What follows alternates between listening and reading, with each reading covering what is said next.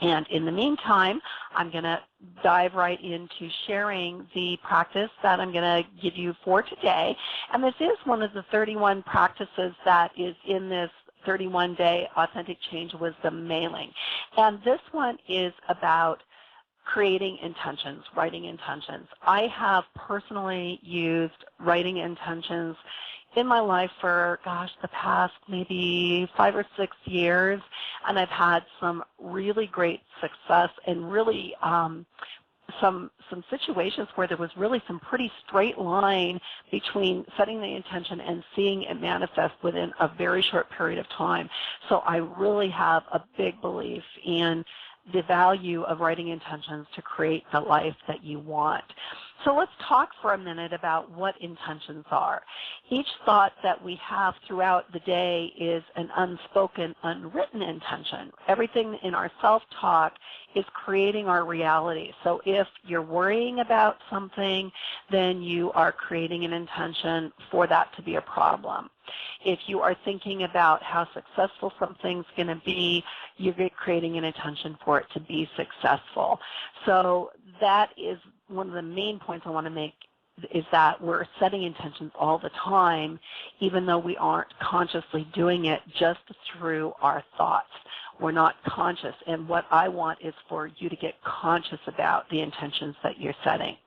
And another example of this is if in your head you're constantly worried about money and you're telling yourself, I don't have enough money, and you worry about it all the time, then even when you're not worrying about it, you're thinking about whether you can afford this or that or the other thing. You're creating that reality in your life that you don't have enough money. And even though that's not what you want to create, you're not consciously intending to have enough money. You are unconsciously intending to not have enough money. So the intentions are all about getting conscious around what we're creating in our lives by being intentional about what we tell ourselves and others.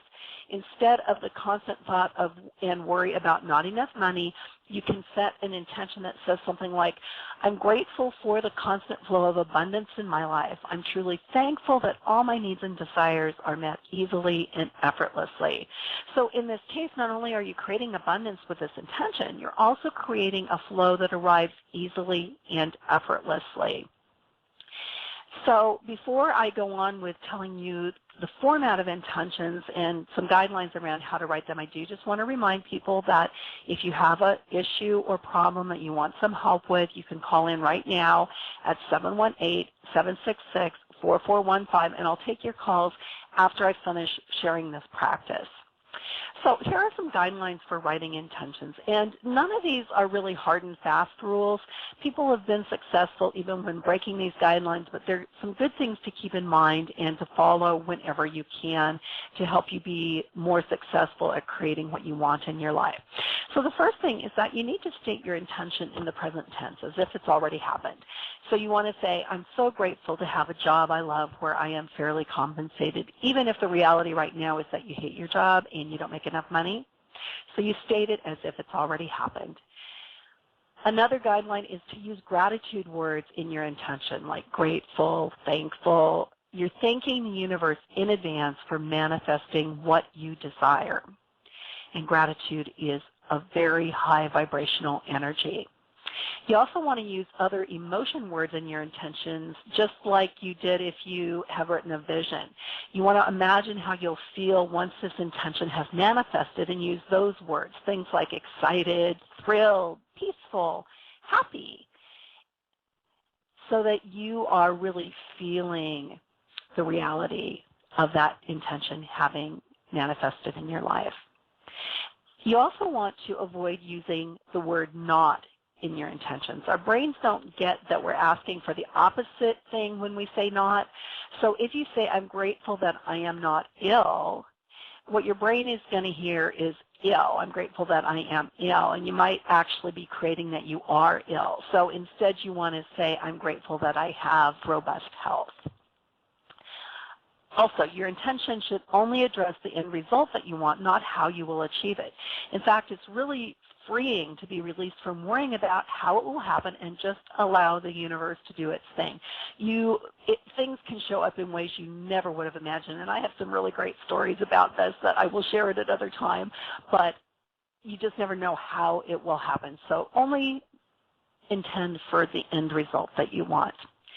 And you can be specific or general. It's really up to you. But remember, if you get too specific, you limit how the universe can fulfill your intention in ways you may not have thought of or at a magnitude you don't expect. So if you say, I'm so grateful I'm making $100,000 a year, you limit yourself from making $101,000 a year. So just keep that in mind. And you can intend for emotional states, not just physical manifestation of things. So, for example, I like to intend for feeling peaceful and calm. I'm so grateful that I am peaceful and calm in each moment. That's one of my intentions.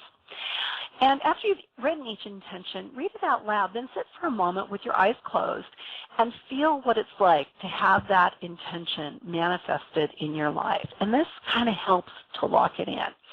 So that's some guidelines around writing intentions and creating intentions that will bring the life you want into reality for you.